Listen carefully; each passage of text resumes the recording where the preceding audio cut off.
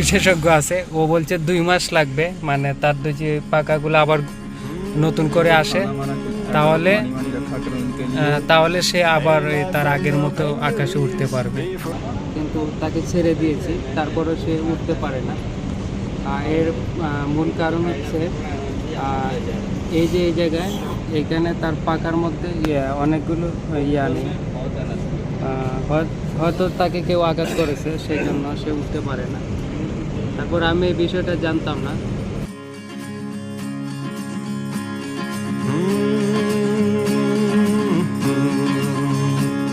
Hey my friend, open your ears before this tune disappears. Let me tell you the story of you. I know you better than you think. I wouldn't say that everything back. I guess you're human just like me. So listen.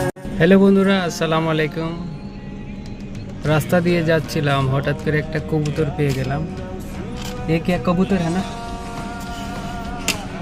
हाँ, कबूतर ही लगता है ये। कवा, इसको कवा बोलते हैं भाई। हाँ, तो রাস্তাতে পাইছি, উঠতে পারে না। ওটার দুইটা পাখনার মধ্যে সমস্যা, দুই হাত, ওর দুইও পাখনার মধ্যে সমস্যা আছে, মানে একটু একটু হয়ে গেছে, এই জন্য সে ভালো করে ফ্লাইং করতে পারে না।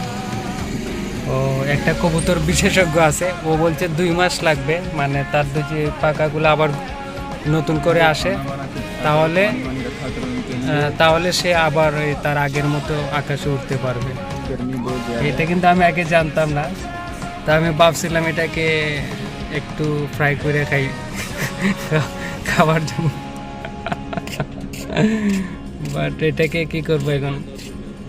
क्या हुआ, तुम लोग भी ये देखो, फिर भी बहुत आदमी सारा आ रहा है हमारा कबूतर देखने।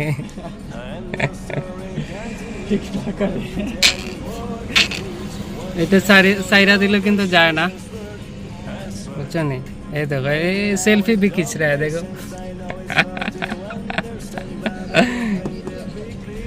সাইরা দিলে যায় না, কিন্তু এটা উঠতে পারে না, সেজন্য।